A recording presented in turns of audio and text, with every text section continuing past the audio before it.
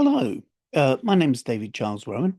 You might already know that I'm an astrologer and a teacher of astrology. I've been teaching astrology since January the 28th, 1991. And I was among the first six people to be awarded a Master of Arts degree in Cultural Astronomy and Astrology at the beginning of the 2000s. And I teach online these days. I've been teaching online since 2011. So, yes, long in the tooth for such things. And a lot of people kind of get in touch and wonder about, can you look at the chart? But I don't know my birth time. The amount of people that are uncertain about their birth times is, yeah, quite common, really. Astrologers have different ways of, uh, I guess, rectifying a chart or identifying an uncertain birth time. Um, Different people have different ways of doing it. I tend to use dowsing with the pendulum like this. You might wonder how this can be done. You might know that there's an old kind of folklore thing, if you like. Do apologize about the social media thing going ding ding. But yeah, people trying to catch up with me. But there's an old folklore thing that sometimes a lady might dangle a needle and cotton over a lady who's pregnant. And depending on the direction the needle and cotton spin, then they know if it's going to be a boy or a girl. Well, we might know if a person's a boy or a girl, or maybe not.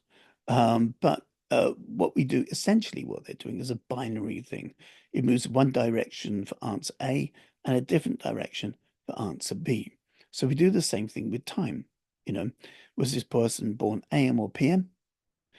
Before six, after six, and you gradually dissect each section down until you get it to the very minute. But why? Why the pedantry? Why? What? Hold on a minute. Surely the birth time and the place, for the latitude and longitude. So you've got whereabouts on the ball of the Earth someone's born. All the planets are pretty much in the same position all day. The moon can whiz along because that's orbiting around the Earth pretty quickly. But from the viewpoint of Earth, everything else moves so slowly that, they don't seem to change position. So what's the necessity for an accurate birth time? And the answer, of course, is that the Earth spins on its axis, right? So, depending on where you are, everything moves at different times. So just imagine, the easiest way to think of it is if you've ever seen anybody repair a bicycle, they turn a bicycle upside down and the back wheel's attached by a chain to pedals, so it doesn't freely move. But the front wheel does. The front wheel freely moves if it's set right. And there's a valve in the front wheel to pump up the inner tube. And because the valve is heavy compared to the rest of the wheel, the valve always goes to the bottom. And the valve is situated between two spokes. So if you put your hand on the rim of the wheel and you turn it, so it goes like that, the valve is still situated relatively between the two spokes, but in terms of your vision, it now looks like it occupies a different portion of your vision, right? Okay, so when the Earth turns on its axis, although the planets are in the same position relatively, the Earth's horizon is kind of cycling like that. I know it doesn't feel like that. I know it feels subjectively like, the sun comes up and casts an arc through the sky over our head, but it doesn't because it's still, and we are doing this, you know. And our language isn't necessarily accurate, is it? We say we've seen a beautiful sunset and a wonderful sunrise, but you've never seen a beautiful sunset or a wonderful sunrise because it doesn't set, it doesn't rise. We are turning to the east. But if you went into a pub or a bar and you said, "Oh, I saw a wonderful turning to the east just now," people would think you were nuts, right? Because because the vernacular, our contemporary language, is that we experience something rising over our head rather than us tilting constantly to the left. Do you get? If you try to physically kind of emulate that, you could become ill for a while. So Don't just, allow the G-forces to have your feet firmly on the ground, right? However, subjectively, since it looks like the sun casts an arc over our head, we call that arc of the sun's apparent path around the earth, right? The word apparent is very important. The sun's apparent path around the earth is called the ecliptic. And just to confuse things, right, there are two zodiacs. There. And they both have the same names. Yes. One is the star constellations. So, there's Orion and Perseus and Sagittarius and Gemini in the stars. The sun's path around the earth, the ecliptic, is also a different type of zodiac. It's called the tropical zodiac. So, at this moment in time that this is being recorded, I'm recording this in England. I'm specifically at 51 degrees northern latitude. And this means that this day, the 15th of November, 2024, the hours of daylight are receding. And this means that the nights are drawing longer and longer and longer. And I'm kind of sliding down until we get to Yule, the shortest day of the year, or winter's longest night, which is also the winter solstice when the sun moves into Capricorn at 0 degrees Capricorn. And the very next day, imperceptibly, there's an extra few seconds of daylight. Hooray!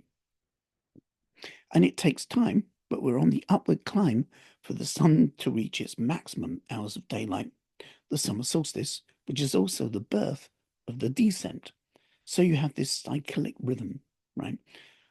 Because the earth goes around the sun, as you know, at an angle. There are two medium points, right, where the hours of daylight and the hours of nighttime are exactly equal. These are called equinoxes. And although technically they're the same, because the hours of daylight are equal to the hours of night, they feel different. One of them happens still in the presence of the cold air of winter, but everything's turning green and becoming bushy. We call that spring. The other one takes place when we've still got the hangover of the warm air of summer, and everything's kind of going orange and in a state of decay. That's called autumn, or if you're in America, it's called fall. So now we have 4 seasons. And each of these quadrants or seasons could be described as having an initial kind of beginning, an establishment in the middle where it's very obviously spring, it's very obviously summer, it's very obviously winter. And this other kind of intermediary bit where you're not quite sure if it's the end of one season or the beginning of the next one yet. Or in other words, there are 12 qualities in this cycle between the earth and the sun. And these qualities are given symbols, mostly animals, but not completely animals. And this cycle of animals is called zodiac. And like I said, just so happens to have the same names as the star constellations. And these things often get muddled by non-astrologers. So in horoscopic astrology, we don't look at the star constellations of the zodiac. We look at sections of the ecliptic. So the cycle is 360 degrees. And if you divide that cycle because the Earth rotates through 360 degrees every 24 hours, right? So if you divide that by 24, you get 30 sections or 12 sections of 30 degrees. So there are 12 sections of 30 degrees. Every sign of the zodiac has the same quantity of degrees, 30, right? So if someone ever says to you, oh, I've got a lot of Taurus in my chart, they haven't. They've got the same amount as everyone else, 30 degrees. What they might mean is that someone's told them they have a lot of Taurus, which is a misinformation, because what the person probably meant was they've got some planets in Taurus. Or in other words, planets were moving through Taurus at the time that they were born. So the language gets distorted. From saying technically accurately you have a number of planets in Taurus, that then morphs into you've got a lot of Taurus, which they haven't. It's the same amount, right? Now, another thing is, of course, because this is the apparent path of the sun, it's not there. It's a concept. So to describe yourself as a sign of the zodiac is to say you were a non-existent phenomena, which is a bizarre thing to describe yourself as. Right. But anyway, now just a little bit more about the pedantry about time. The easiest way to illustrate this is to show you an astrological birth chart, and so that I don't kind of spoil anyone else's privacy, because it's astrology is a confidential thing. If you're in working practice like me, and the easiest thing to do is show you my chart, right? So this is my birth chart. The wheel is the chart. And over here, there's the thing on the left-hand side is what we call an aspect grid, which is a display of all these lines in the middle here. And you can see that this white line here across the middle, the one with the white arrow, that represents the horizon, the eastern, western horizon. And because things rise in the east, in that sense, this sign here, Sagittarius, is coming up over the horizon. It's rising. And so if you were next to me when I was born and you had magic glasses on, you'd see like this rainbow going over your head and then Gemini dipping down behind me on the other side. So I'm looking this way. Sagittarius is coming up there and it's kind of going around like that. Okay. All right. Now, yes. So now when I was born, the ascendant was in the first couple of degrees of Sagittarius. And you can see that on the right-hand side of this graphic display, there are controls that look a little bit like the controls of an old video recorder. And I've set it here to minutes because I want to illustrate something. So what I'm going to do is I'm going to rewind time, right? And start to step this back in minute increments, right? And as it goes back through minute increments, you'll see that the ascendant changes from Sagittarius to Scorpio. So here we go back 1 minute, and 2 and 3 and 4. And as we continue going back, now you can see there's Scorpio rising. Now, not only does that change the sign that's rising over here, it's also changed the sign that's descending over here. And if you could imagine that this part of the chart represents something that looms large. An example might be if you ever see the moon rise, it always looks bigger on the horizon. By the time it gets to the middle of the night, it's a tiny thing. And it's because of the gases in the atmosphere. So anything that's placed on the horizon looks bigger. If you ever want to take a photograph of a sunrise or a sunset, or a turning to the east, right, to be more technically accurate, wait until the sun's disk is as close to the horizon as possible. And when you take your picture, it will look bigger in the camera frame. So because symbolically what's on the horizon looms larger, therefore symbolically it catches our eye. So it's almost as if a person's in the middle here at the time that they take their first breath, this is the direction they're looking, which means this is behind their head. So this represents qualities about oneself that one presents to the world, one's persona, as it were. So if this is the house of the person's persona, the house of the self in antiquity, then this bit on the other side of the wheel is the house of other people or a significant other. Now, if it's behind our head, we can't see these qualities. And if we can't see those qualities, that means they're missing from our experience. And the nature of all life is towards wholeness.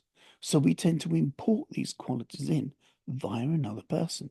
In other words, people with whom we form significant relationships who display these qualities, because that's how we might have them kind of enter into our realm. And then we may learn and model from them.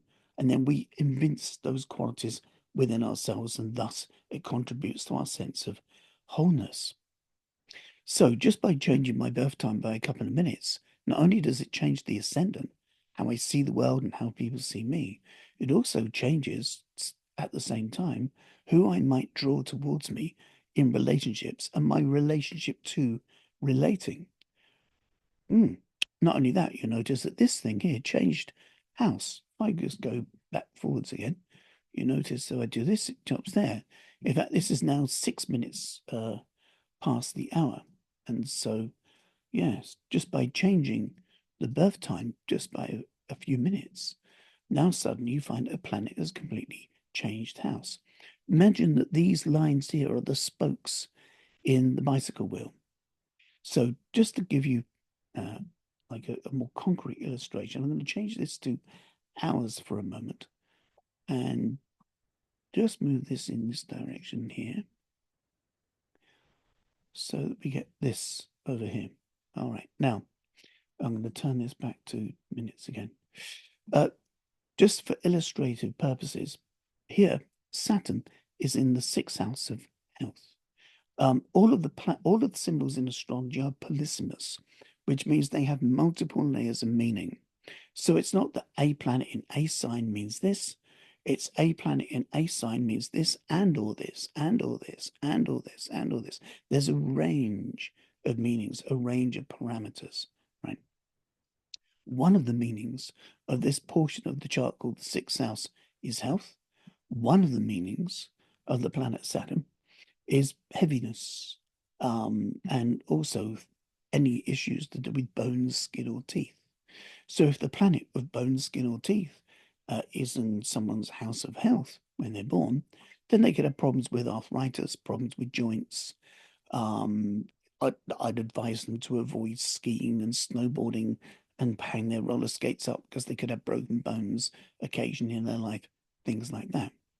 Now, if we change the birth time by a little bit, perhaps an hour, I just put that back on there to be an hour. Whoops, wrong direction. We do that.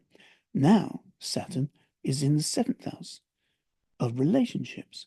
So now, instead of those heavy issues being to do with health, they're now suddenly in the house of relationships and marriage, which is completely different, right? And the arthritic stuff from the Saturn isn't there, you know?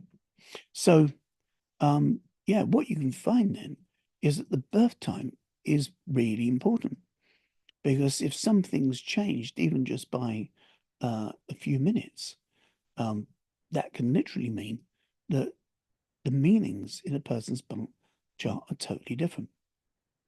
So I'll just show you that process of things moving again in time. If you look at this ascendant here, if I change this to an hour, I'm going to make it go forwards in time. And what you'll see is that the whole wheel goes up by increments of 1 hour. So an hour later after I was born, things would be here. Another hour later, they're in the same positions relatively. There's this cluster, this string of things here. There's this little cluster of things up here. But you notice that this arrow is changing because the wheel is doing that. Right? And remember that that wheel is the Earth spinning on its axis relative to the celestial sphere. Okay, let's just put that back where that was again. There you go. So,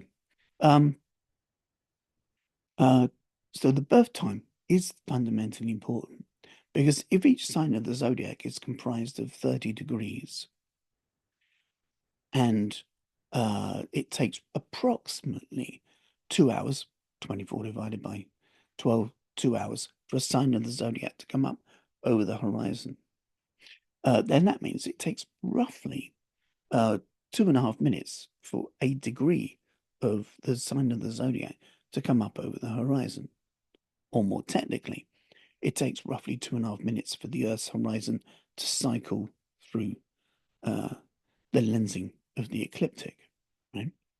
So this means that even two twins born, say, 15 minutes apart could have differences in their astrological chart, because they could have a different ascendant even.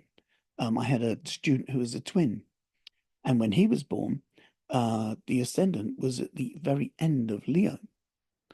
And I said to him, "Oh, you were the oldest child," um, because and he said, "How do you know?" I said, "Because you got Leo rising, which suggests in astrology that a person could be the first child of their gender, first son, first daughter." And he said, "Yeah, I am. My brother was born 10 minutes after me." And 10 minutes later, instead of the horizon going through the sign of Leo, it had moved on to the next one. It was at the beginning of Virgo. Their personas, their approach to life, their vocations, their professions, totally, totally different from one another. It's only 10 minutes difference in a birth time. So two people can be born in the same geographical space at different times. Two people can be born at different times in the same geographical space. But it's very difficult to have two people to take their very first breath absolutely simultaneously. Even in the case of cesarean births with triplets, there'll be a minute or two between each one in terms of when they start breathing. And I know that because one of my students, a chap with Sun in Virgo, his good lady gave birth to triplets, and he was there literally with a stopwatch. And he came into class and said, "Wow," he said, "there are actually differences, subtle differences in the charts between three people." Just to show you that my chart again, just so you can see this in action. This line here along the bottom where it says AS, this is the ascendant line, or in other words, the angular relationships to this point in the chart. So you can see here, these are the angular relationships between the planets to the horizon at the time I was born. So I'm just going to turn this back to minutes again, and I'm going to cycle this forwards through time, right? And you'll see some of these angles changing. Some of them disappear, some of them change to different angles. So let's find out what happens if we move it forward in increments of 1 minute, right? So this is 0025. By the way, I know I was born at 0025 because in English and Welsh law, twins have to have their birth times written on the birth certificate for the inheritance laws, and I was a twin. So me and my brother, we both had our birth times written on our birth certificates. So there's no ambiguity with that. So have a look. That's 1 minute early. You see something's changed. What's actually changing is the amount of degrees that these angles are making. And now they'll start to kind of change completely. Some of them are disappearing. And so far, we've moved forward 10 minutes. You can see the angles changing, although the rising sign is the same. The angles to that rising sign point are becoming completely different. If I rewind it back to where we started at 0025, hold on. Now I'll go back in time, and you can see the changes there.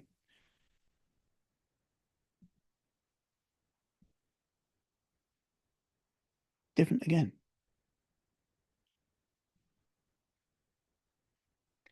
So, changes to the birth chart, even by changes in just a few minutes of birth time, there can be absolutely fundamental changes in terms of a person's persona and therefore who they attract in relationships.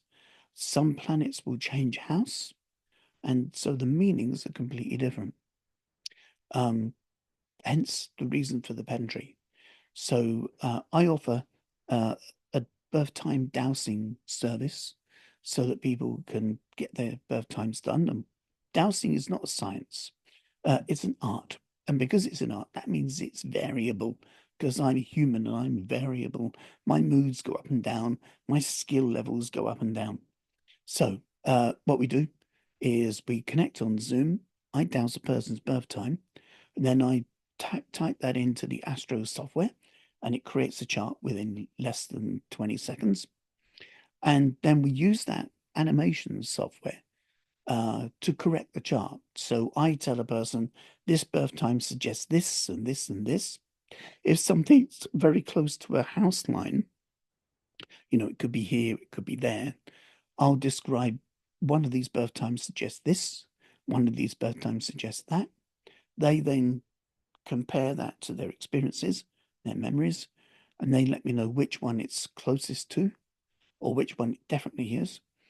And then I just make slight incremental adjustments with the software, and we fine tune it, and we get the actual birth time. And then we can do astrology from there, which includes forecasts and all sorts of things.